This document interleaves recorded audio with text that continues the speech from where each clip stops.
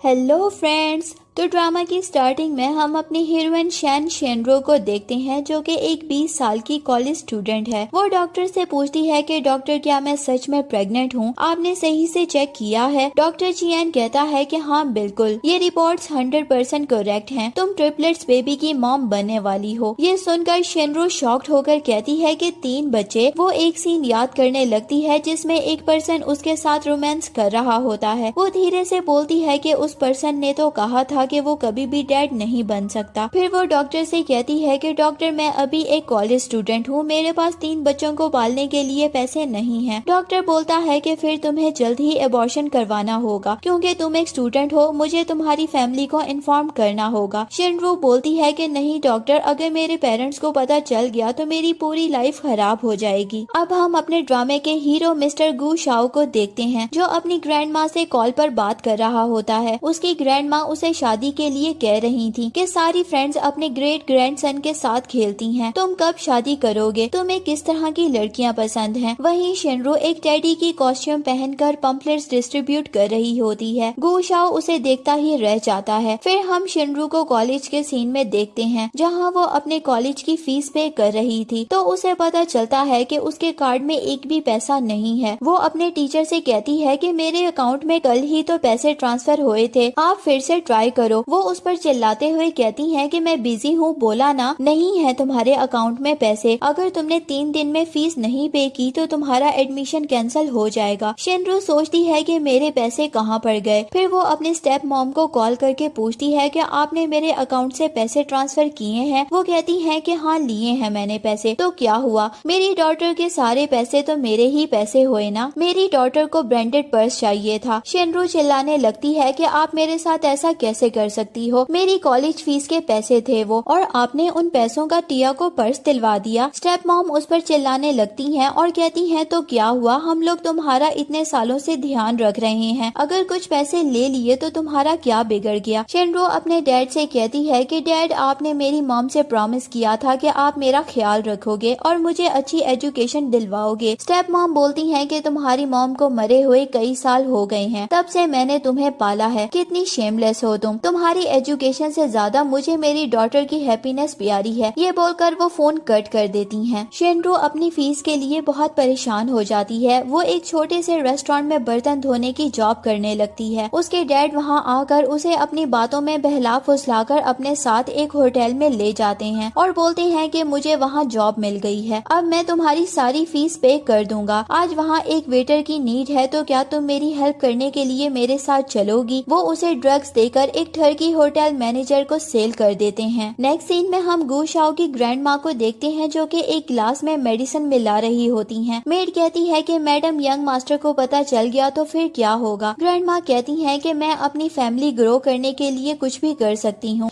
वो 3 ब्यूटीफुल लड़कियों को हायर करती हैं और उन्हें बोलती हैं कि तुम में से जो भी मेरे ग्रैंड सन के बेड तक जाएगी मैं उसे 100 मिलियन का रिवॉर्ड दूंगी। सर्वेंट कहती है कि मैडम डॉक्टर ने तो कहा था कि यंग मास्टर डैड नहीं बन सकते। ग्रैंड माँ बोलती हैं कि चुप रहो तुम, मेरे ग्रैंड सन ने आज तक किसी वुमेन को टच तक नहीं किया है, फिर तुम ये बात इतने श्योर होकर कैसे कह सकती हो? फिर वो अपने गले में रस्सी बांधकर वीडियो रिकॉर्ड करने लगती हैं कि तुमने मेरी चूज की हुई लड़की के साथ शादी नहीं की तो मैं सुसाइड कर लूंगी, अगर तुम मुझे जिंदा देखना चाहते हो तो रूम नंबर 888 पर चले जाना। ये बोलकर वो हमारे हीरो पर इमोशनल अत्याचार करने लगती हैं। नेक्स्ट सीन में हम गू शाओ को देखते हैं जो कि ब्लैकमेल होकर उसी होटल में आ जाता है जहां पर शेनरू होती है। वो अपने असिस्टेंट से कहता है कि ओल्ड लेडी का ध्यान रखना, वो फिर से खुद को नुकसान पहुंचाने की कोशिश ना करें। असिस्टेंट कहता है कि बॉस ग्रैंड माँ आपको ड्रग्स देकर फोर्सफुली आपकी शादी करवाना चाहती हैं, मैं अभी डॉक्टर को बुलाता हूँ। वो कहता है कि इसकी जरूरत नहीं है, मैं खुद को कंट्रोल कर सकता हूँ, अब तुम यहाँ से जाओ, अगर मुझे तुम्हारी हेल्प चाहिए होगी तो मैं तुम्हें कॉल कर लूंगा। गू शाओ पर उस ड्रग्स का असर होने लगता है और वो रूम नंबर 888 को ओपन करने लगता है। शेनरू बड़ी मुश्किल से खुद को बचाकर वहां से भागने लगती है और हमारे हीरो गू शाओ से टकरा जाती है। वो उससे हेल्प मांगती है और गू शाओ उस टर्की मैनेजर को वहां से भगा देता है। शेनरू पर भी ड्रग्स का असर होने लगता है और वो गू शाओ की तरफ अट्रैक्ट होकर उसे किस करने लगती है। और फिर होना क्या था, यहाँ पर हमारा सख्त हीरो भी पिघल जाता है। वो शेनरू के बेड पर ले आता है और वो उससे पूछता है कि तुम एडल्ट हो ना। फिर दोनों एक दूसरे के साथ रोमांटिक नाइट स्पेंड करते हैं। नेक्स्ट मॉर्निंग जब शेनरू की आंख खुलती है तो वो देखती है कि गू शाओ रेडी हो रहा होता है। वो बेड पर ब्लड का स्टेन देखकर सोचती है कि अब मैं प्योर नहीं हूँ, बट एटलीस्ट मैंने खुद को अपने पेरेंट्स के हाथों सेल होने से बचा लिया। गू शाओ उसे बोलता है कि तुम्हारी रिस्पॉन्सिबिलिटी लेता हूँ मैं, बताओ तुम्हें कितने पैसे चाहिए, 1 या 2। तो वो सोचती है कि मुझे अपनी कॉलेज फीस पे करने के लिए 4000 चाहिए। वो उसे 4000 देने के लिए कहती है। यहाँ हमारे हीरो को लगता है कि वो उसे 40 मिलियन की डिमांड कर रही है, तो वो उसे गोल्ड डिगर समझने लगता है और गुस्से में अपने असिस्टेंट को कहता है कि इस लड़की के अकाउंट में 100 मिलियन ट्रांसफर करो और इस मैटर को यहीं पर क्लोज करो। और अब ये स्टोरी प्रेजेंट में शिफ्ट हो जाती है और वो डॉक्टर से अबॉर्शन करने के लिए कहती है। नेक्स्ट सीन में गू फैमिली की मेड ग्रैंड माँ को शेनरो और गू शाओ की किस की वीडियो दिखा रही होती है, जिसको देखकर ग्रैंड माँ हैप्पी हो रही होती हैं। एटलीस्ट उनके ग्रैंडसन को कोई मेल प्रॉब्लम नहीं है। तभी मेड के पास एक कॉल आती है और वो ग्रैंड माँ को बोलती है कि मैडम मेरे पास आपके लिए एक गुड न्यूज़ है और एक बैड न्यूज़ है, पहले कौन सी सुनना चाहेंगी आप? ग्रैंड माँ कहती हैं कि बताओ क्या गुड न्यूज़ है। वो उन्हें बताती है कि वो लड़की यंग मास्टर से प्रेग्नेंट हो गई है, लेकिन वो अभी हॉस्पिटल में अबॉर्शन करने जा रही है। ये सुनकर ग्रैंड माँ जल्दी से गू शाओ के ऑफिस पहुंच जाती हैं। वो बोलता है कि ग्रैंड माँ आपको दिख नहीं रहा कि मैं काम कर रहा हूँ। वो बोलती हैं कि तुम्हारा काम गया भाड़ में, पहले गुड न्यूज़ सुनो। लास्ट मंथ तुम जिस लड़की के साथ थे वो प्रेग्नेंट है, तुम डैड बनने वाले हो। ये गू फैमिली के लिए ब्लेसिंग है। वो बोलता है कि ग्रैंड माँ आप इतने श्योर कैसे हो सकती हैं कि वो मेरे बेबी हैं? डॉक्टर ने मुझे कहा था कि मैं कभी भी डैड नहीं बन सकता। ग्रैंड माँ बोलती हैं कि वो झूला छाप डॉक्टर है, उन्हें कुछ भी नहीं पता। जल्दी करो, वो लड़की अभी हॉस्पिटल में है, तुम्हें उसके साथ अभी मैरिज सर्टिफिकेट लेना होगा। वो लड़की बहुत ही इनोसेंट है, उसका फर्स्ट टाइम तुम्हारे साथ था। गू शाओ सोचने लगता है कि कैसे उसने 40 मिलियन की डिमांड की थी। वो चिल्लाकर कहता है कि वो लड़की पैसों की पूजा करती है, मैं उस गोल्ड डिगर लड़की को कभी भी गू फैमिली में आने का लायक नहीं समझता। वहीं दूसरी तरफ शेनरू के पेरेंट्स टर्की मैनेजर को कॉल करके कहते हैं कि 1 महीना हो गया, तुमने अभी तक हमें बचे हुए पैसे सेंड नहीं किए। वो उन्हें बताता है कि तुम्हारी डॉटर की वजह से एक मैन ने मुझे बहुत मारा था और अभी किसी ने उसे हॉस्पिटल में देखा है। वो अबॉर्शन करवा रही है। तुम लोगों की हिम्मत भी कैसे हुई ऐसी शिटी लड़की को मेरे पास भेजने की, जिसका किसी के साथ पहले ही अफेयर चल रहा हो? तुम लोगों ने मुझे चीट किया है। मुझे मेरे 80,000 युएन वापस चाहिए। ये सुनकर उसकी स्टेप मॉम चिल्लाने लगती है कि मैं बिच को छोड़ूंगी नहीं, उसकी वजह से हमारा कितना बड़ा नुकसान हो गया है, पता नहीं किस डॉग से वो प्रेग्नेंट हो गई है। दूसरी तरफ शेनरो हॉस्पिटल में होती है और वो अबॉर्शन की सर्जरी शुरू होने का वेट कर रही होती है। वो अपने टमी पर हाथ रखकर कहती है कि मुझे माफ करना, मेरे पास कोई भी एबिलिटी नहीं है तुम्हें प्रोटेक्ट करने की। I am sorry my baby. ये बोलकर वो रोने लगती है। इतने में ही डॉक्टर वहां आकर कहती हैं कि अभी तुम्हारी सर्जरी स्टार्ट होने वाली है। शेनरू रोते हुए डॉक्टर से कहती है कि आई एम सॉरी डॉक्टर, मैं अबॉर्शन नहीं करना चाहती और आपका टाइम वेस्ट करने के लिए आई एम रियली सॉरी। ये बोलकर वो हॉस्पिटल से बाहर आने लगती है। तभी उसके सामने उसके डैड, स्टेप मॉम और उसकी स्टेप सिस्टर आ जाती हैं। उनको अचानक से सामने देखकर वो अपनी प्रेगनेंसी रिपोर्ट को पीछे छुपाने लगती है। स्टेप सिस्टर कहती है कि सिस्टर क्या तुम सच में प्रेग्नेंट हो? स्टेप मॉम उसके हाथ से रिपोर्ट छीनकर देखने लगती हैं और उसे मारते हुए कहती हैं कि बिच तुमने ये क्या किया? मैं आज तुम्हें जिंदा नहीं छोड़ूंगी, तुम्हें तब तक मारूंगी जब तक तुम मर नहीं जाती। डैड कहती हैं कि तुमने तो शैन फैमिली का नाम ही मिट्टी में मिला दिया, हमें कहीं भी मुंह दिखाने के लायक नहीं छोड़ा है। क्या तुम हम सबको मरते हुए देखना चाहती हो? मिस्टर जैंग ने हमसे 80,000 गिफ्ट मनी वापस मांगा है। वो अपने डैड से कहती है कि इतने से पैसों के लिए मुझे किसी मैन के बेड पर कैसे भेज सकते हैं आप? क्या आपकी नजरों में अपनी डॉटर की रिस्पेक्ट से ज्यादा पैसे इम्पोर्टेंट हैं? मॉम कहती हैं कि तुम तो चुप ही रहो, क्या बुराई है इसमें? हम तुम्हारी शादी करवा रहे थे मिस्टर जैंग से, उसने 80,000 का ब्राइड मनी दिया था, और फिर ये तो प्रोस्टिट्यूशन से बेहतर है। किस कमबैक का बेबी है तुम्हारी टमी में, और वो कौन है, कहाँ पर रहता है, और तुम्हें क्या लगता है कि वो आएगा तुमसे शादी करने के लिए? और क्या वो देगा हमें 80,000 का ब्राइड मनी? बल्कि नहीं, ये तो बहुत कम है। अब तो मैं उसे 8 मिलियन की ब्राइड मनी लूंगी। अगर 8 मिलियन में 1 रुपया भी कम हुआ तो मैं नहीं मानूंगी। अब तो उसे तुम्हें प्रेग्नेंट करने का भी कंपनसेशन देना होगा। शिनरो कहती है कि क्या मैं कोई ऑब्जेक्ट हूँ जिसको आप सेल करना चाहती हैं? मैं कभी भी पैसों के लिए खुद को नहीं बेचूंगी। उसकी स्टेप मॉम उसे फिर से मारने लगती हैं और बोलती हैं कि फालतू की बातें मत करो, क्यों नहीं देगा वो हमें कंपनसेशन अमाउंट? तुम्हें क्या लगता है कि मैंने चैरिटी शुरू की है? हमने तुम्हें 10 सालों से खिलाया पिलाया है और तुम्हारी परवरिश की है, तो उस डर्टी गाय को तुम्हारे लिए पे करना ही होगा। बताओ कौन है वो? स्टेप मॉम शिनरू को कंटिन्यूसली मारे जा रही होती हैं। वो उसे पूछती हैं कि कौन है वो बास्टर्ड जिसने तुम्हें टच किया, मुझे बताओ वरना मैं तुम्हें मार डालूंगी। शिनरू रोते हुए कहती है कि मुझे नहीं पता कि वो कौन था और कहां से आया था। स्टेप मॉम बोलती हैं कि मुझे गुस्सा मत दिलाओ। वो शिनरू पर बहुत बुरी तरीके से चिल्लाने लगती हैं। शिनरू रोते हुए कहती है कि मुझे कुछ नहीं पता, मैं कुछ भी नहीं जानती, प्लीज मुझे जाने दो। उसकी स्टेप सिस्टर कहती है कि कितनी कैरेक्टरलेस लड़की हो तुम्हें उसके बारे में कुछ भी नहीं पता, फिर भी तुमने उसे खुद को टच करने दे दिया। शेमलेस लड़की हो तुम। मैं जानती हूँ कि तुम्हें सच पता है, बस तुम हमसे हाइड कर रही हो। बताओ कौन है वो? क्या वो कोई फूड डिलीवर करने वाला है या सिक्योरिटी गार्ड? जल्दी बोलो कि कौन है, वरना आज तुम्हारा काम तमाम हो जाएगा। वो सब लोग मिलकर बेचारी हमारी शिनरो को बुली करने लगते हैं। वो डरते हुए बोलती है कि गू शाओ का नाम सुनकर स्टेप सिस्टर शॉक्ड होकर कहती है कि क्या बोला तुमने? तुम जानती भी हो कि वो कौन है? वो एक रिच कोल्ड हार्टेड पर्सन है। वो अपने आसपास किसी भी वुमेन को आने नहीं देता। ना जाने कितने रिच फैमिली की लड़कियां उस पर मरती हैं। वो किसी एक को भी भाव नहीं देता है। 100 मिलियन का मालिक है वो। इस सिटी का सबसे रिचेस्ट पर्सन है। तो तुम उसका नाम लेकर कुछ भी बकवास मत करो। तुम्हें क्या लगता है कि हम तुम्हारी फेक स्टोरी पर यकीन कर लेंगे?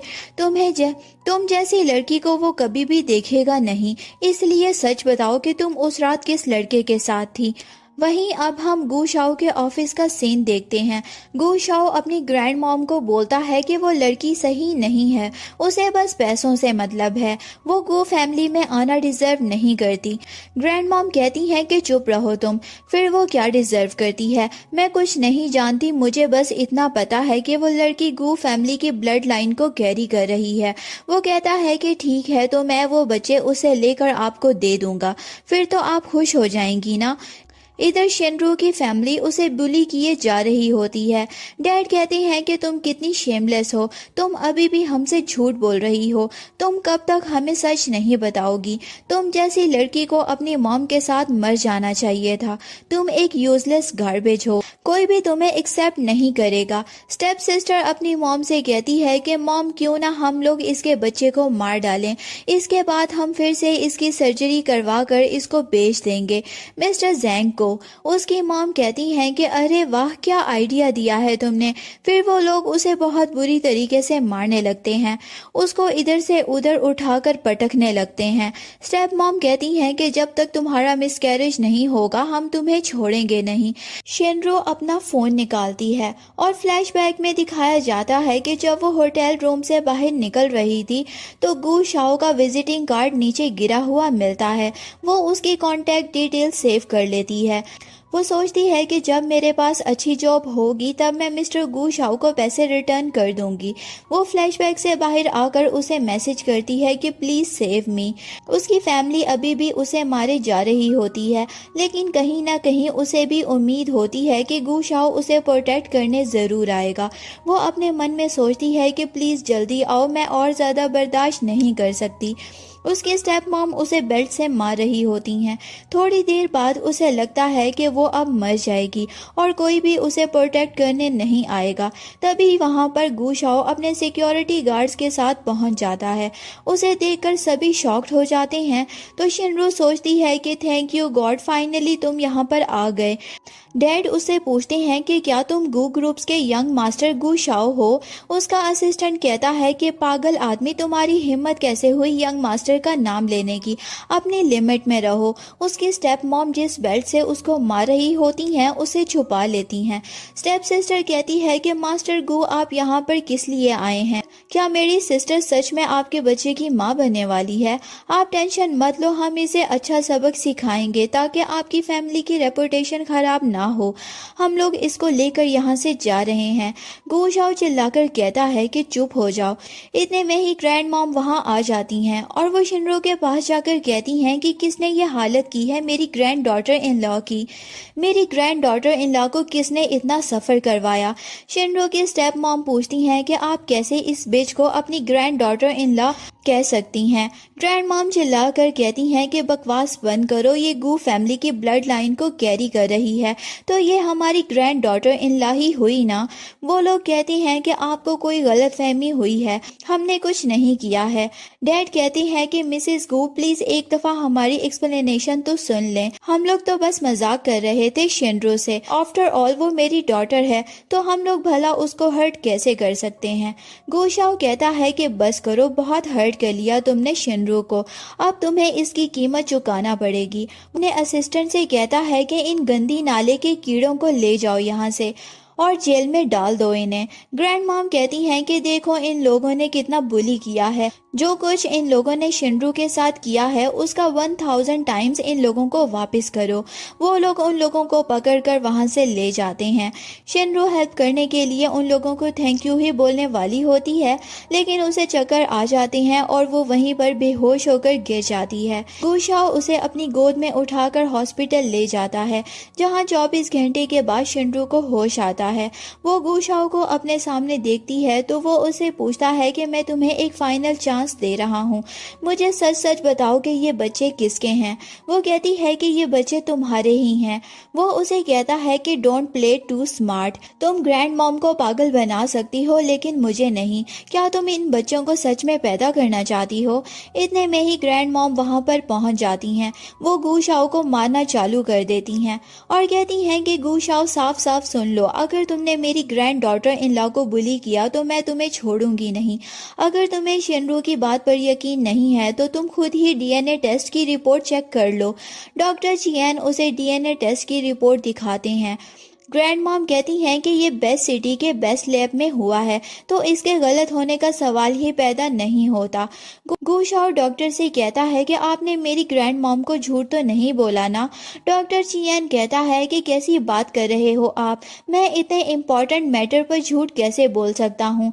ये आपके ही बच्चे हैं, आपकी ही फैमिली लाइन है। मैं पिछले 5 सालों से आपका सीक्रेटली ट्रीटमेंट कर रहा था, आपको कोई मेल प्रॉब्लम नहीं है, आप बिल्कुल ठीक ठाक हो। ग्रैंड मॉम कहती हैं कि उन लोगों को जेल में डाल देना चाहिए जो तुम्हें इनफर्टाइल कह रहे थे। गू शाओ शिनरू से कहता है कि ये बच्चे गू फैमिली के हैं, मैं तुम्हारी सारी रिस्पॉन्सिबिलिटी लेने के लिए रेडी हूँ। शिनरू कहती है लेकिन मैं इस प्रेगनेंसी को कंटिन्यू नहीं करना चाहती। ये सुनकर ग्रैंड मॉम और गू शाओ दोनों बहुत शॉक्ड हो जाते हैं। ग्रैंड मॉम उसे पूछती हैं कि क्या हुआ तुम्हें? अगर तुम्हें ये कमीना पसंद नहीं है तो ग्रैंड मॉम तुम्हें फोर्स नहीं करेंगी, बट हमारी गू फैमिली बहुत ही रिच है, लेकिन हम लोग बिना वारिस के कुछ भी नहीं हैं, इसीलिए हम इन बच्चों को अपने हाथों से जाने नहीं दे सकते। मैं जी नहीं पाऊंगी अपने ग्रेट ग्रैंडसन के बिना। अगर तुम मेरे पागल ग्रैंडसन के साथ नहीं रहना चाहती हो तो कोई प्रॉब्लम नहीं है, हम लोग इसको छोड़कर मेरे ग्रैंड चिल्ड्रंस के साथ रहेंगे। ये सुनकर गू शाओ शॉक्ड हो जाता है और बोलता है कि आप ग्रैंड मॉम होकर मुझे कैसे छोड़ सकती हो? वो उसे कहती है कि चुप रहो तुम, शिनरो तुम्हें लाइक नहीं करती तो मुझे अपने ग्रेट ग्रैंड चिल्ड्रंस को बचाने के लिए कुछ तो करना ही होगा ना। अगर तुम हमारे साथ रहना चाहते हो तो तुम्हें शिनरो के सामने बेंड होना पड़ेगा। वो सोचता है कि मेरी ग्रैंड मॉम तो गिरगिट से भी जल्दी रंग बदलती हैं। ग्रैंड मॉम उसे कहती हैं कि तुम एक ही कंडीशन में हमारे साथ रह सकते हो, अगर शिनरो तुम्हारे से शादी करने के लिए मान जाती है। ग्रैंड मॉम शिनरो से पूछती हैं कि क्या तुम मेरे ग्रैंडसन से शादी करोगी। ये सुनकर शिनरो सोचती है कि अब मैं क्या करूं। वो ग्रैंड मॉम को मना कर देती है। गु शाओ कहता है कि क्या प्रॉब्लम है तुम्हें, तुम क्यों मुझसे शादी नहीं करना चाहती। ग्रैंड मॉम कहती हैं कि मेरी ग्रैंड डॉटर इन लॉ पर गुस्सा मत करो। वो बहुत प्यार से शिनरो को समझाती हैं। गु फैमिली बहुत ही रिप्यूटेड है।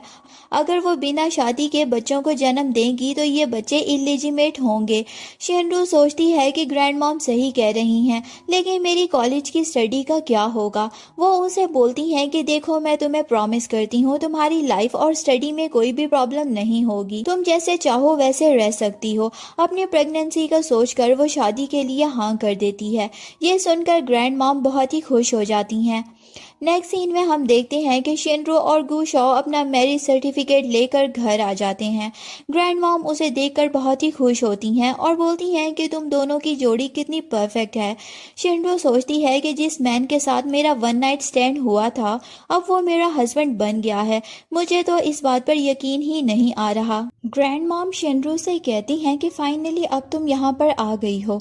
मुझे लगता है कि तुम्हारे पास बहुत सारी चीज़ें नहीं हैं, चलो हम लोग शॉपिंग पर चलते हैं। शिनरो बोलती है कि नहीं ग्रैंड मॉम, मैं बिल्कुल ठीक हूँ, मुझे कुछ भी नहीं चाहिए। गु शाओ सोचता है कि ये ग्रैंड मॉम के सामने कितनी भोली भाली बन रही है।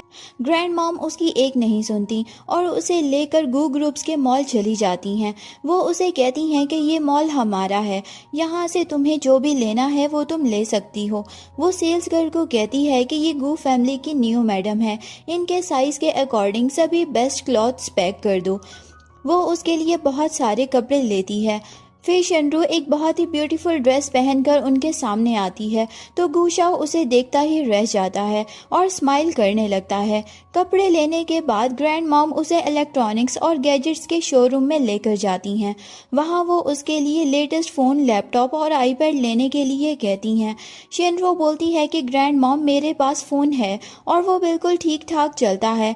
वो उसके हाथ में से फ़ोन लेकर बोलती हैं कि ये बहुत ही पुराना हो गया है, अब तुम्हें न्यू फ़ोन की नीड है। आफ्टर ऑल अब तुम गु फैमिली की मेंबर हो। और वो उसकी शॉपिंग पर 5 मिलियन खर्च कर देती हैं। शॉपिंग के बाद वो लोग घर आ जाते हैं जहां गु शाओ शिनरो को उसका रूम दिखाता है और बोलता है कि आज के बाद तुम यहीं पर रहोगी, मेड आकर तुम्हारे अकॉर्डिंग रूम को ठीक कर देगी, तुम्हें जो भी चेंजेस करवाने हो वो तुम करवा सकती हो। वो उसे कहती है कि ये रूम पहले से ही बहुत ही ब्यूटीफुल है और अपने मन में सोचती है कि ये रूम मेरे रेंटल अपार्टमेंट से तो बहुत बेटर है। वो गु शाओ से कहती है कि मुझे पता है कि तुम मुझे लाइक नहीं करते, बस थोड़ा सा वेट कर लो, बेबी हो जाने के बाद हम डिवोर्स ले लेंगे, तुम्हें मेरी कोई भी केयर नहीं है, बस ये शादी तुमने मिस्टर गु और उनके ग्रेट ग्रैंड चिल्ड्रंस की वजह से की है। गु शाओ उसके क्लोज जाकर उसे किस करने वाला होता है। शिनरो उसका हाथ पकड़ लेती है और बोलती है कि स्टॉप इट, हम लोग इतने क्लोज नहीं हैं। वो उसे कहता है कि क्या प्रॉब्लम है इसमें, अब तो हम लीगल हस्बैंड वाइफ हैं, हमारे पास मैरिज सर्टिफिकेट भी है। वो फिर से उसके क्लोज जाकर किस करने की ट्राई करता है। तभी शिनरो को प्रेगनेंसी की वजह से वोमिट की फीलिंग होने लगती है। वो उसे पानी देकर कहता है कि वेल डन, और फिर वो डिवोर्स एग्रीमेंट दिखाकर कहता है कि बच्चे हो जाने के बाद हम लोग तुम्हारी रिस्पॉन्सिबिलिटी लेंगे, इसके बदले में हम तुम्हें 300 मिलियन युआन देंगे, लेकिन 3 बच्चों की कस्टडी मेरे पास होगी, तुम फिर इस पर साइन कर देना। शिनरो जल्दी से उन पेपर्स पर साइन कर देती है। वो उसे कहता है कि एक चीज का ध्यान रखना, उस टाइम तक तुम मेरे प्यार में मत पड़ जाना, मैं नहीं चाहता कि तुम्हें कोई प्रॉब्लम हो। वो उसे कहती है कि तुम मेरी टेंशन मत लो, मैं ठीक हूँ, बेबी हो जाएंगे तो तुरंत बाद हम लोग डाइवोर्स ले लेंगे, लेकिन तुम्हें बच्चों का अच्छे से ध्यान रखना होगा।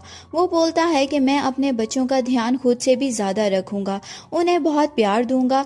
यहाँ मेरी हीरोइन अंदर से बहुत टूट जाती है। उसे लगा था कि उसे अच्छा सोलमेट मिल गया है, लेकिन डाइवोर्स एग्रीमेंट का सुनकर वो अंदर से बिखर जाती है। वो गूशाओ को कहती है कि प्लीज अब यहाँ से जाओ, मुझे नींद आ रही है। वो जैसे ही उसके रूम से बाहर आता है तो उसे शिनरू के चिल्लाने की आवाज आती है। वो सोचता है कि अब इस लड़की को क्या हो गया, खैर जो भी है मुझे क्या, ये बोलकर वो वहां से जाने लगता है। फिर प्रेगनेंसी का ख्याल आता है तो उसे पता चलता है कि शिनरू बाथरूम में स्लिप हो गई है और वहां का शॉवर खराब हो चुका है। वो जल्दी से शिनरू को साइड में करता है और शॉवर को बंद करने लगता है, जिस वजह से वो पूरा पानी में भीग जाता है और बहुत ही सेक्सी लग रहा होता है। शिनरू बिना पलक झपकाए उसे देखे जा रही होती है। वो उसे रूम में लेकर आ जाता है और उसकी केयर करता है। वो अपने हाथों से उसके बालों को ड्राई करने लगता है। उन दोनों के बीच में रोमांटिक मोमेंट भी क्रिएट होने लगता है। वो खुद को जल्दी से संभालते हुए वहां से बाहर चला जाता है। वो सोचता है कि ये मुझे क्या हो रहा है, मैं खुद को कंट्रोल क्यों नहीं कर पा रहा हूँ। नेक्स्ट सीन में शिनरू एक जार में से गिलास में पानी डाल रही होती है और वो गूशाओ के बारे में सोचे जा रही होती है और गिलास में पानी ओवरफ्लो होने लगता है। गूशाओ उसे देखता है कि पता नहीं ये लड़की किन ख्यालों में खोई हुई है। वो उसे गोद में उठाकर वापस बेड पर ले जाता है और बोलता है कि तुम्हें रेस्ट की जरूरत है, चलो सोने चलो। शिनरू कहती है कि मुझे नीचे उतारो, मैं खुद से जा सकती हूँ, लेकिन वो उसकी एक नहीं सुनता और जाकर बेड पर लेटा देता है और कहता है कि तुम आराम से सो जाओ, मैं यहाँ पर बैठकर तुम्हें सोता हुआ देखूंगा। ग्रैंड मॉम अपनी मेड के साथ दोनों को बाहर से देख रही होती हैं और सोचती हैं कि चलो इन लोगों के बीच में अंडरस्टैंडिंग और रोमांस क्रिएट होने लगा है। उन्हें लगता है कि गूशाओ अब शिनरू को पसंद करने लगा है। तभी उन्हें डाइवोर्स एग्रीमेंट दिख जाता है, जिसे देखकर वो दोनों बहुत ही शॉक्ड हो जाती हैं। नेक्स्ट मॉर्निंग गूशाओ से पूछती हैं कि ये क्या है, तो मुझे एक्सप्लेन करोगे सब, क्या चल रहा है, और तुम अपने मैन पावर को दिखाकर उस इनोसेंट लड़की को बुली नहीं कर सकते। वो कहता है कि मैंने ये एग्रीमेंट गू फैमिली की सेफ साइड के लिए किया है। ग्रैंड मॉम बोलती हैं कि क्या नॉनसेंस है, एक बार तुम डाइवोर्स एग्रीमेंट को दोबारा से देखो। शिनरू बहुत ही इनोसेंट गर्ल है, उसे कोई भी कंपनसेशन नहीं चाहिए। एक्चुअली जब वो पेपर्स को साइन करती है तब वो कंपनसेशन वाली लाइन को कट कर देती है। ये देखकर गूशाओ को रियलाइज होता है कि वो कितना गलत सोच रहा था उसके बारे में। ग्रैंड मॉम बोलती हैं, देखो लड़की कितनी काइंड है, हमेशा दूसरों के बारे में सोचती है, तुम उसे अच्छे से ट्रीट करो वरना मुझसे बुरा कोई नहीं होगा और मैं भूल जाऊंगी कि तुम मेरे ग्रैंडसन हो। तुम बहुत ही जिद्दी हो और मैं जानती हूँ कि तुम शिनरू को लाइक करते हो, बस एक्सेप्ट करने से डर रहे हो। मेड बोलती है कि मैडम आप इतना गुस्सा मत करो वरना आपका बीपी हाई हो जाएगा। ग्रैंड मॉम मेड से कहती हैं कि अगर ये ऐसा ही करता रहेगा तो अपना प्यार खो देगा, फिर इसे अकेले ही रहना पड़ेगा। यहाँ ग्रैंड मॉम इतनी स्वीट लग रही होती हैं कि वो अपने ग्रैंडसन से ज़्यादा इम्पोर्टेंस अपनी ग्रैंड डॉटर इन लॉ को देती हैं। वो गूशाओ को अच्छे से रियलाइज करवा देती हैं कि शिनरू उसके लिए एक अच्छी लाइफ पार्टनर है। वहीं दूसरी तरफ स्टेप मॉम और स्टेप सिस्टर कुछ न्यूड फोटोज ले रही होती हैं, क्योंकि आजकल एआई यानी कि आर्टिफिशियल इंटेलिजेंस बहुत ही एडवांस है। वो कहती हैं कि फोटोज पर शिनरू का फेस लगा दूंगी, फिर तुम देखना कि कैसे गू फैमिली उसे गार्बेज की तरह अपने घर और लाइफ में से निकाल कर फेंक देगी। शिनरू अपने रूम से रेडी होकर आती है तो सर्वेंट उसे कहती है कि मुझे नहीं पता था कि आपको क्या खाना पसंद है, इसीलिए मैंने आपके लिए डॉक्टर की न्यूट्रिशनल मीट प्रिपेयर की है। आई होप कि वो आपको पसंद आएगी। इस टाइम आपको अच्छे से खाने की ज़रूरत है ताकि आप और बेबी हेल्दी रहें। वो जैसे ही ब्रेकफास्ट करने लगती है तभी उसके पास रेंट ऑनर का फ़ोन आता है। वो उसे कहता है कि तुम अपार्टमेंट का रेंट दिए बिना कैसे गायब हो सकती हो, मुझे आज के आज ही 10,000 युएन पे करो। और उसे बताता है कि तुम्हारी न्यूड फोटोज पूरे स्कूल में बहुत ही फेमस हो रही हैं। ये सुनकर वो शॉक्ड हो जाती है कि उसकी न्यूड फोटोज कहाँ से आ गई। इतने में ही कोई उसे वो फोटो सेंड कर देता है जिसमें उसका फेस विजिबल होता है। तभी उसके सामने गूशाओ और उसकी ग्रैंड मॉम आ जाती हैं और उसको देखकर वो जल्दी से अपना फोन छुपाने लगती है। वो अपने रेंट के पैसे अरेंजमेंट करने के लिए जॉब की परमिशन मांगती है। मॉम कहती हैं कि अब तुम गू फैमिली की डॉटर इन लॉ हो, तुम्हें जॉब करने की क्या ज़रूरत है। वो कहती है कि मैंने अब तक अपना सारा खर्चा खुद उठाया है, प्लीज़ आप 2 दिन मुझे पार्ट टाइम वर्क करने की परमिशन दे दें। गू शाओ सोचता है कि इसने सारी लाइफ कितना हार्डवर्क किया है। वो उसे जाने के लिए अलाउ कर देता है और अपने असिस्टेंट को उस पर नज़र रखने के लिए कहता है। वो स्कूटी से जा रही होती है और असिस्टेंट उसके पीछे पीछे उसको फॉलो कर रहा होता है और उसके पल पल की खबर गू शाओ को दे रहा होता है। वो उसे कहता है कि बैक सीट पर मैंने शिनरू के लिए कुछ गिफ्ट्स रखे हैं, वो तुम उसे दे देना। जैसे ही गिफ्ट लेने के लिए वो पीछे मुड़ता है, तभी एक वैन आकर शिनरू को किडनैप कर लेती है और ये किडनैपिंग उसकी स्टेप मॉम और स्टेप सिस्टर मोमो ने करवाई होती है। उसकी स्कूटी वहीं पर गिरी हुई होती है। असिस्टेंट देखता है कि अभी तो मैडम यहीं पर थी, अब कहाँ चली गई। वो कैमरा में चेक करता है तो उसे पता चलता है कि शिनरू को कुछ लोगों ने किडनैप कर लिया है।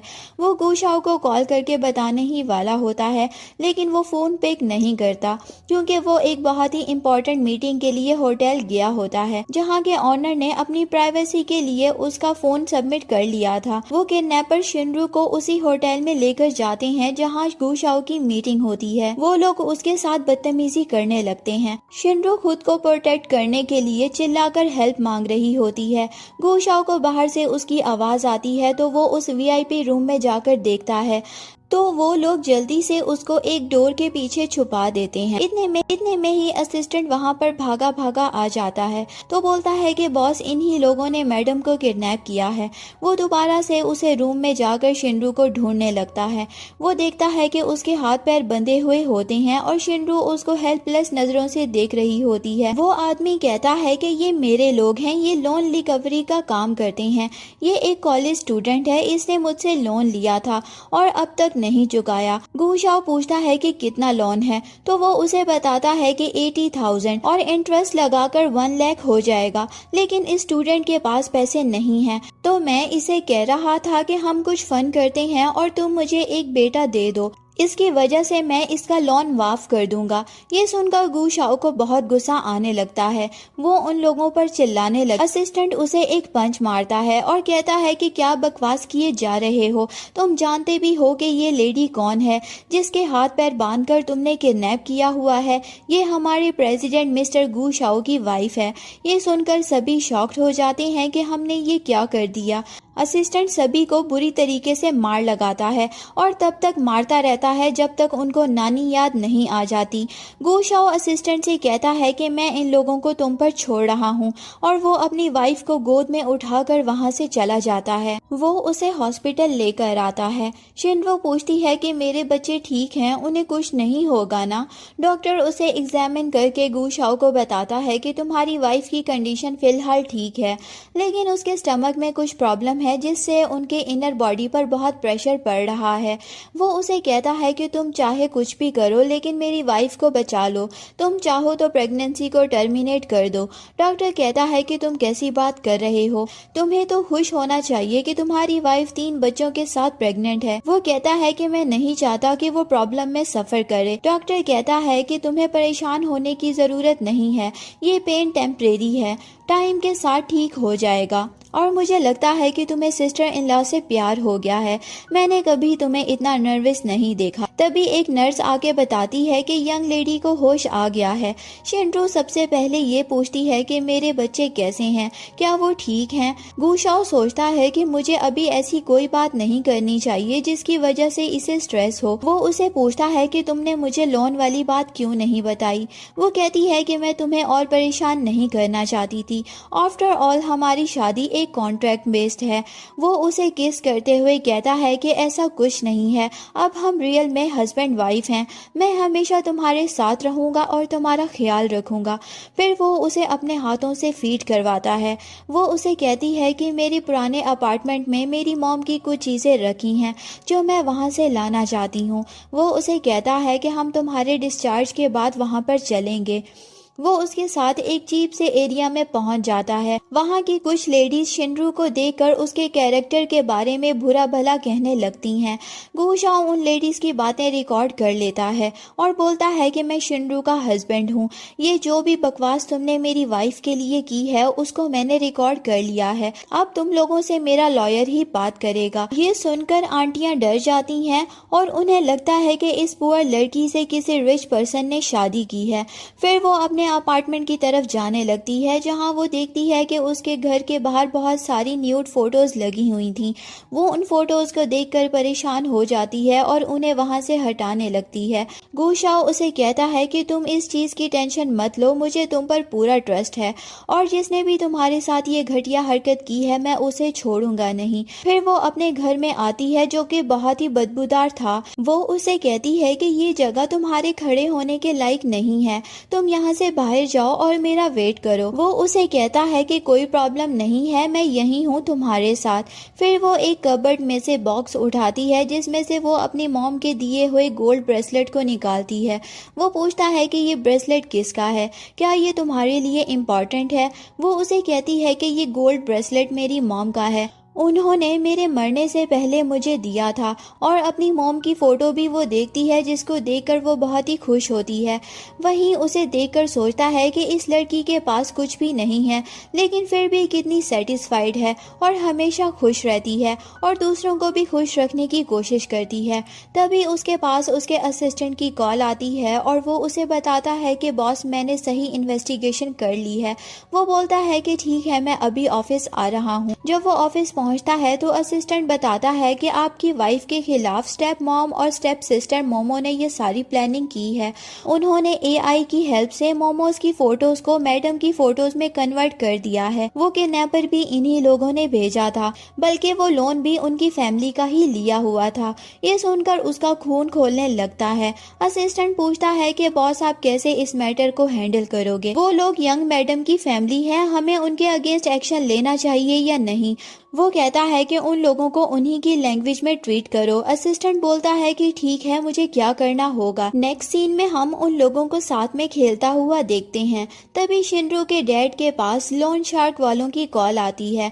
वो उन्हें कहते हैं कि आपने हमसे 1 मिलियन का लोन लिया है, अगर वो पे नहीं किया तो हम आपके घर पर कब्जा कर लेंगे। ये सुनकर डैड के होश ही उड़ जाते हैं।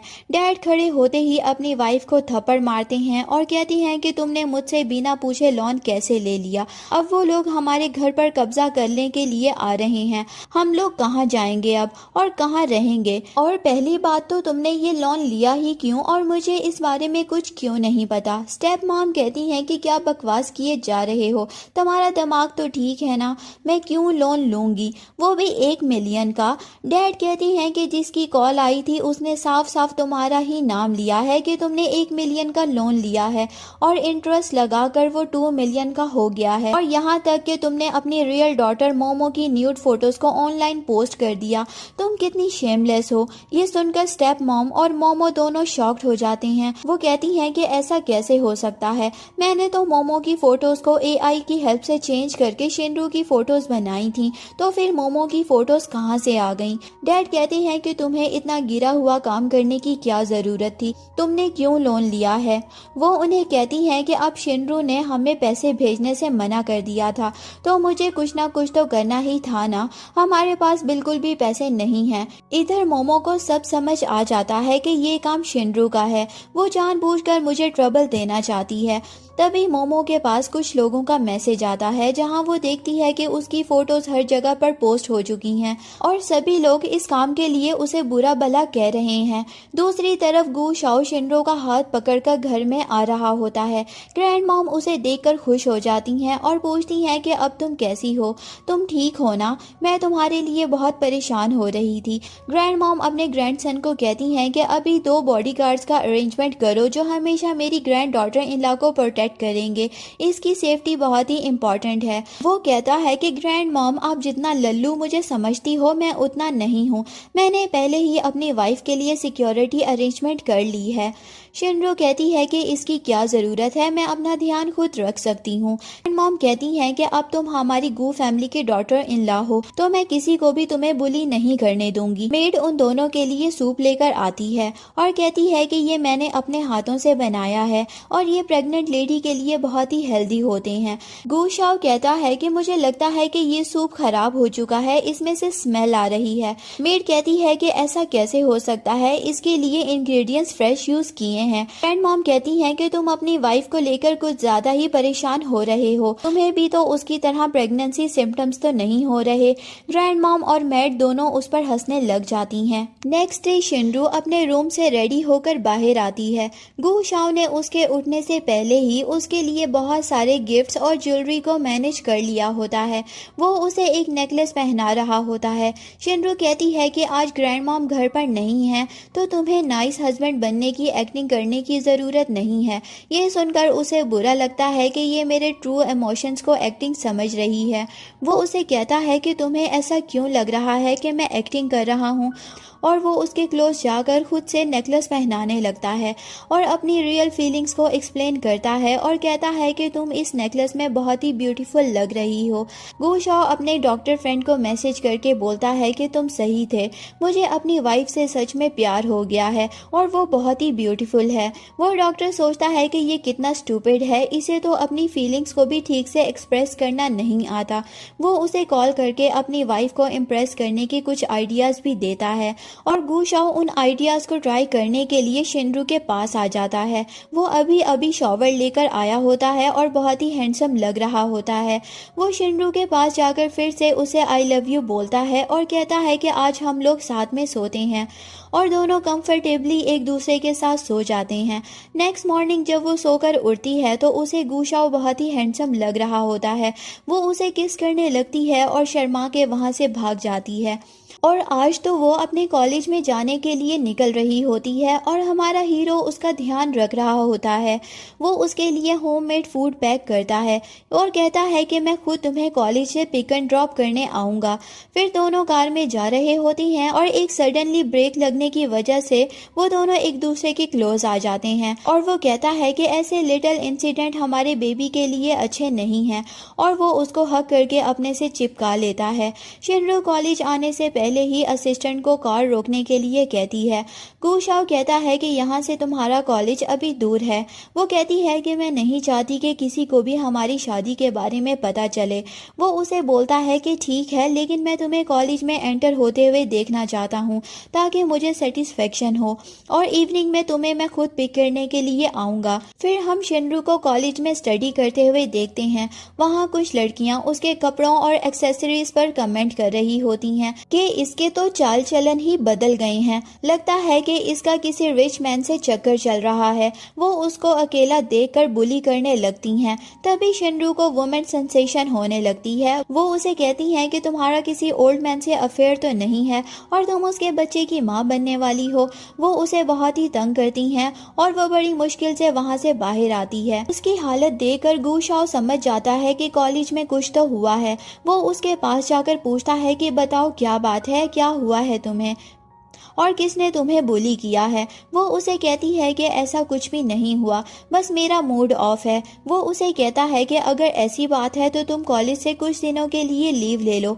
वो उसके पास जाता है तो शिनरू अपने कदम पीछे कर लेती है और बोलती है कि ये सब तुम्हारे लिए इजी है क्योंकि हम लोगों की दुनिया अलग है। तुम्हें नहीं पता कि कॉलेज मेरे लिए कितना इम्पोर्टेंट है और मैंने यहाँ तक आने के लिए कितनी मेहनत की है।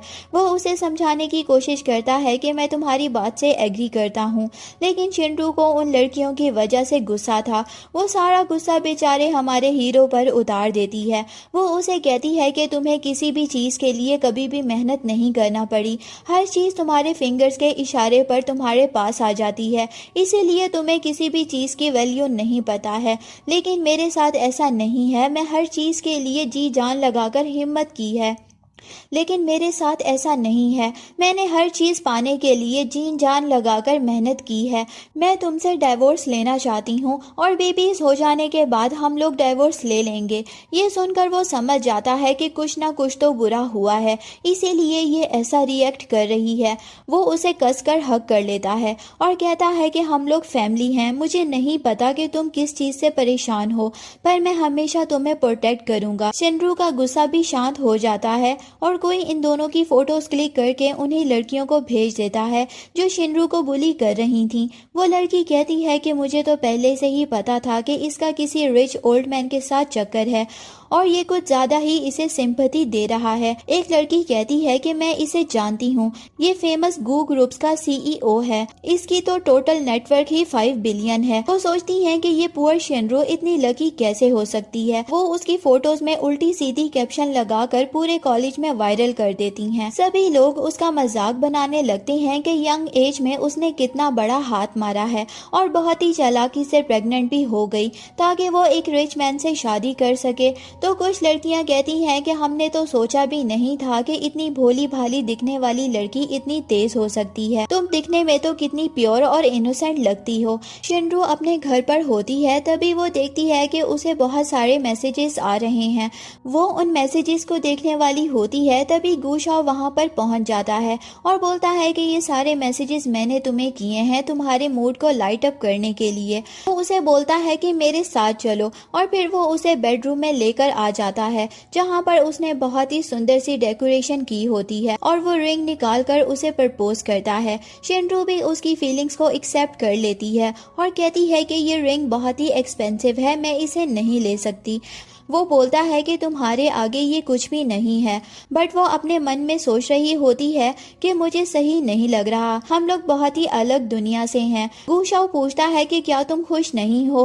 वो कहती है कि मैं बहुत ही खुश हूँ, पर तो वो उसे बोलता है कि पर कुछ नहीं, हमारी शादी बहुत जल्दी में हुई थी, इसीलिए हम एक बार और ग्रैंड वेडिंग करेंगे और हमारे बीच सब कुछ इतना जल्दी नहीं हुआ कि मैं तुम्हारे लिए कुछ भी कर और हमारे बीच सब कुछ इतना जल्दी में हुआ है कि मैं तुम्हारे लिए कुछ भी नहीं कर सका। मैं तुम्हें बहुत ही स्पेशल फील करवाना चाहता हूँ क्योंकि तुम मेरी लाइफ की सबसे इम्पोर्टेंट पर्सन हो। फिर वो अपना डिवोर्स एग्रीमेंट फाड़ देता है और बोलता है कि अब कोई ज़रूरत नहीं है। वो उसे अपनी सारी प्रॉपर्टी, बिजनेस और अकाउंट्स की डिटेल देकर कहता है कि ये मेरी सारी नेटवर्थ है, मैंने कंपनी के सारे शेयर्स तुम्हारे नाम पर ट्रांसफर कर दिए हैं, बस मैंने अपने लिए एक कार रखी है और बाकी सब तुम्हारा है। ये सुनकर शिनरू बहुत ही इमोशनल हो जाती है और कहती है कि आज के बाद ये मत कहना कि हम लोग दोनों अलग वर्ल्ड से हैं। अब तुम्हारे पास फैमिली और वेल्थ दोनों हैं और मैं फ्यूचर में भी तुम्हारे लिए मेहनत करूंगा। वो कुछ कहने ही वाली होती है कि तभी उसके लिप्स पर वो फिंगर रखकर कहता है कि तुम्हें कुछ भी कहने की जरूरत नहीं है, मुझे पता है कि तुम ना ही बोलने वाली हो, पर मैं ना नहीं सुनूंगा। ये सब कुछ तुम्हारा है और ये मेरी विश है and I am really sorry कि मैंने तुम्हारे प्यार को गलत समझा और तुम्हें इनफ सिक्योरिटी भी नहीं दी। मैं प्रॉमिस करता हूँ कि मैं हमेशा तुम्हारे साथ रहूंगा और तुम्हें प्रोटेक्ट करूंगा, कोई तुम्हारी तरफ नजर उठाकर भी नहीं देखेगा। वो दोनों किस करते हैं और वो बहुत ही स्वीट लग रहे होते हैं। एक्चुअली गुशाओ को पहले ही पता चल गया था कि कुछ लोग शिनरू और उसकी फोटोज का मीम बनाकर वायरल कर रहे हैं, इसीलिए वो सही टाइम पर आकर सब कुछ हैंडल कर लेता है क्योंकि वो नहीं चाहता था कि उसकी वाइफ को जरा सा भी स्ट्रेस हो। नेक्स्ट मॉर्निंग जब वो सोकर उठती है तो उसका हस्बैंड उसके लिए एक प्यारा सा नोट और ब्रेसलेट छोड़कर ऑफिस जाता है, जिसको देखकर उसके फेस पर स्माइल आ जाती है। तभी उसके पास उसके पेरेंट्स की कॉल आती है कि तुम्हारे कारनामों के चर्चे हो रहे हैं, तुमने एक रिच ओल्ड मैन को सेड्यूस किया है और यही नहीं, तुमने मोमो की न्यूड पिक्स को भी ऑनलाइन वायरल किया है, जिसकी वजह से हमें कितनी ह्यूमिलिएशन झेलनी पड़ी है।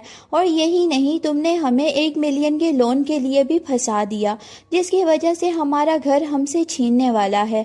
अगर तुम चाहती हो कि तुम्हें कोई भी प्रॉब्लम ना हो तो चुपचाप हमें 100 मिलियन लेकर दे दो, वरना तुम देखना कि हम क्या करते हैं। जब शिनरू अपनी और गुशाओ की फोटोज वाली मीम को देखती है तो वो बहुत ही परेशान हो जाती है क्योंकि उस पर लोगों ने बहुत ही बुरे कमेंट्स किए हुए थे। वो रोने लगती है कि तभी अचानक से गुशाओ वहां पर आ जाता है। वो उसको रोता हुआ देखकर पूछता है कि क्या हुआ। तो वो उसे कहता है कि तुम मुझ पर ट्रस्ट रखो, मैं सब कुछ हैंडल कर लूंगा और तुम देखना कि वो लोग तुमसे आकर माफी मांगेंगे। वहीं फिर गू शाओ अपने असिस्टेंट को उन लोगों को हैंडल करने के लिए कहता है। उसका असिस्टेंट उन तीनों लड़कियों को कॉलेज से उठाकर एक ओल्ड बिल्डिंग में ले आता है और साथ ही में शेनरू की फैमिली को भी वहां पर ले आता है। असिस्टेंट और उसके आदमी उन सभी को सबक सिखाने लगते हैं। वो लड़कियां कहती हैं कि तुम जानते भी हो कि हम कौन हैं, हमारे फादर रिचेस्ट बिजनेसमैन हैं। वो बोलता है कि शट अप, तुम्हारी फैमिली मेरे बॉस के आगे कुछ भी नहीं है और तुमने मेरी बॉस की वाइफ को बुली किया है, उसके लिए तुम्हें सबक मिलना चाहिए। वो कहती है कि क्या तुम शेनरू की बात कर रहे हो। वो बोलता है कि हमारी यंग मैडम का नाम तमीज से लो और वो उनकी फैमिली को बैंकरप्ट करवा देता है और मार मार के उनकी हालत बुरी कर देता है। वो बाहर कार में जाकर देखता है कि शेनरू गू शाओ के शोल्डर पर सो रही होती है। असिस्टेंट कहता है कि बॉस मैडम अभी भी सो रही हैं। तभी उसकी नींद खुल जाती है और वो उससे पूछती है कि मैं तुम्हारे शोल्डर पर कब से सो रही हूँ। वो उसे बताता है कि पिछले 3 घंटे से। वो उसके शोल्डर्स का मसाज करने लगती है और बोलती है कि आई एम सॉरी, तुम्हारा शोल्डर पेन कर रहा होगा। वो बोलता है कि क्या तुम अपनी फैमिली से सारे रिश्ते ख़त्म करने के लिए रेडी हो। फिर वो उसका हाथ पकड़कर उसी ओल्ड बिल्डिंग में ले जाता है। वहाँ पर वो देखती है कि उन लोगों के फेस पहले से ही लाल पीले हो रखे हैं। उसके डैड अपनी हरकतों से पास नहीं आते। वो उसे अभी भी उल्टी सीधी बातें किए जा रहे होते हैं। शेनरू कहती है कि आप एक घटिया आदमी हैं, आप मेरा फादर होना डिजर्व नहीं करते और मेरी मॉम की लाइफ की सबसे बड़ी मिस्टेक थी आपसे शादी करना। आज से मेरा आपके साथ कोई भी कनेक्शन नहीं है। असिस्टेंट किक करके उसके डैड को गिरा देता है। गू शाओ पूछता है कि इन तीनों लड़कियों का क्या करना है। वो उनकी ओर देखकर कहती है कि जाने दो, मैं किसी के भी साथ कोई दुश्मनी नहीं रखना चाहती। नेक्स्ट सीन में हम देखते हैं कि शेनरू फुल 9 मंथ्स प्रेग्नेंट होती है। गू शाओ उसकी बहुत ही केयर कर रहा होता है। ग्रैंड मॉम उसकी स्पेशल मोमेंट्स की वीडियो बना रही होती हैं और तभी उसको लेबर पेन स्टार्ट हो जाती है और फाइनली गू फैमिली में 3 बेबीज आ जाते हैं और इसी के साथ ही हमारे ड्रामे की हैप्पी एंडिंग हो जाती है। Thank you so much for watching. See you in a next video. Bye bye.